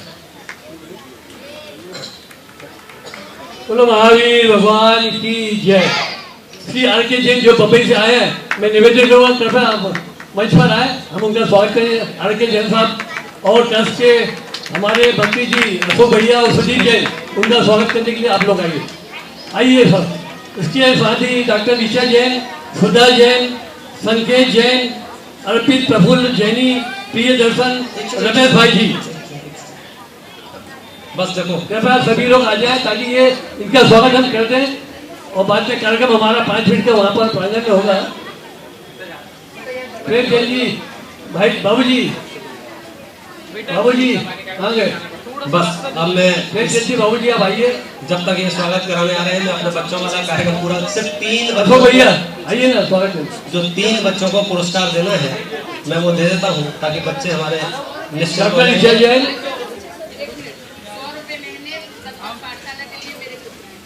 हाँ सुधा जैन के पुत्र की तरफ से हर माह 100 रुपये, बहुत बहुत धन्यवाद। ये जो चित्र का अनावरण है मैं नाम पढ़ रहा हूँ, डॉक्टर ऋचा जैन, सुधा जैन, संकेत जैन, अर्पित प्रफुल्ल जैनी, प्रिय दर्शन जी, रमेश भाई जी। हमारे आज के विषय बाबू जी आइए। जो लोग स्वागत कराने आ रहे हैं उनसे अनुरोध है हमारे बच्चों को, मंत्री महोदय हमारे अशोक भैया, सुजीत जैन, हमारे बच्चों को पहले पुरस्कार दे देगा। मैं सबसे पहले आवाज दे रहा हूँ सुविधि सातपुते, सुविधि सातपुते आ जाइए।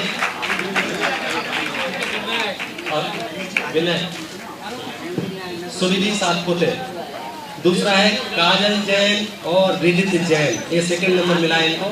काजल जैन करना है, काजल जैन, रिदित जैन, ये द्वितीय पुरस्कार काजल जैन और रिदित जैन। तृतीय पुरस्कार है श्री जैन, श्री जैन आए हैं, तृतीय पुरस्कार इनको मिला है श्री जैन को। बहुत अच्छे इन्होंने 10 लक्षण महापर्व के बनाए थे।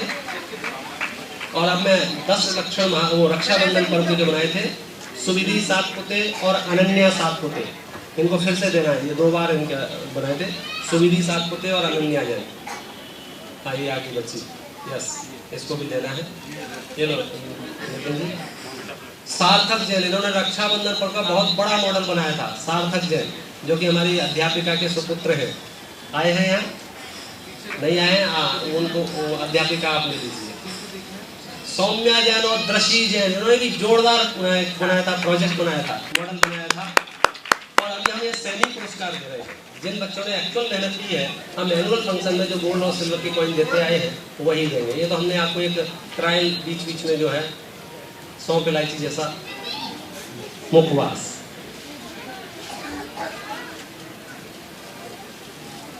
आप जोरदार ताली बजा दीजिए। अब आपका स्वागत।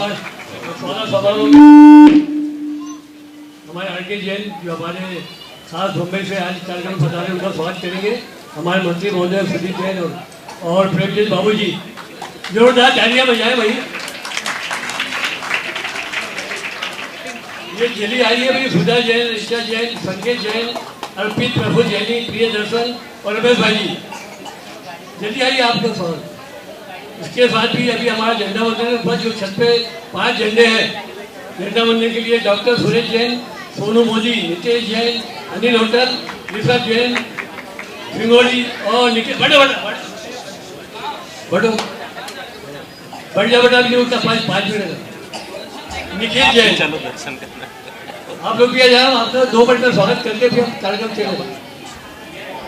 डॉक्टर सुरेश जैन, सोनू मोदी, नितेश जैन, अनिल होटल, ऋषभ जैन, सिंगोड़ी और निखिल जैन, सुनील होटल।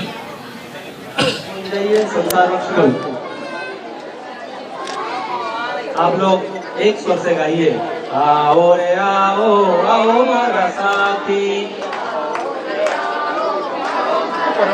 और किसको स्वागत करा रहे हैं, जल्दी आओ। दर्शन प्राप्त करेंगे, सात भयों से कहीं करेंगे, सात भयों से।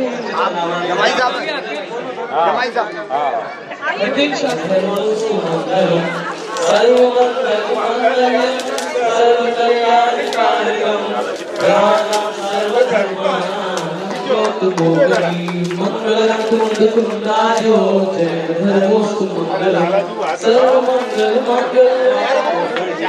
मंगलं कुंदकुंदाय जयधर्मोस्तु मंगलं सर्वमंगलमांगल्यं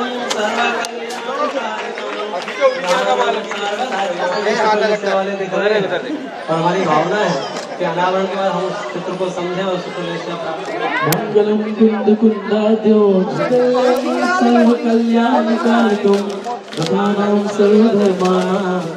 और हमारे ऊपर झंडा रोहन गएगा लोग। चलो भैया तिलक नहीं लगाते, वो चंदन लगा रहे हैं रोज चंदन। वंदे तद्गुणलब्धये वंदे तद्गुणलब्धये। आपके परिवार के लोग कहाँ हैं? बुलाओ ना। हाथ तो हटाओ।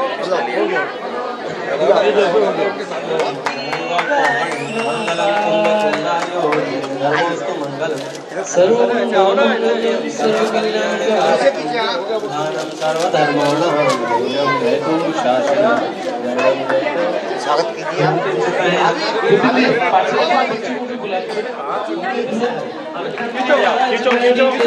खींचो आया बेटे।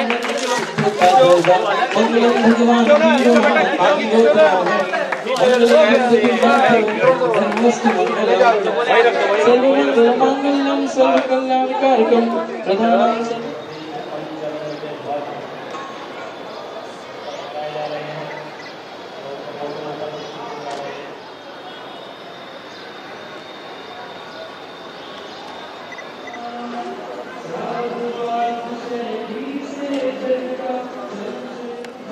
आओ ना बाबू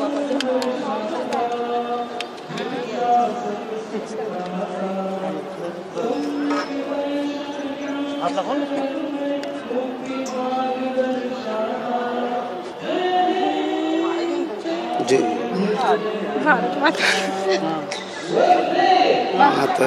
वंदे वीरम वीरम।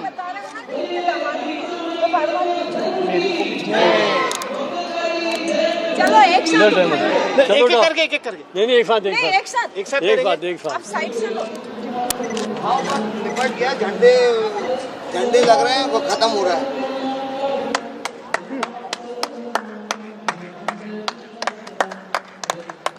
हाँ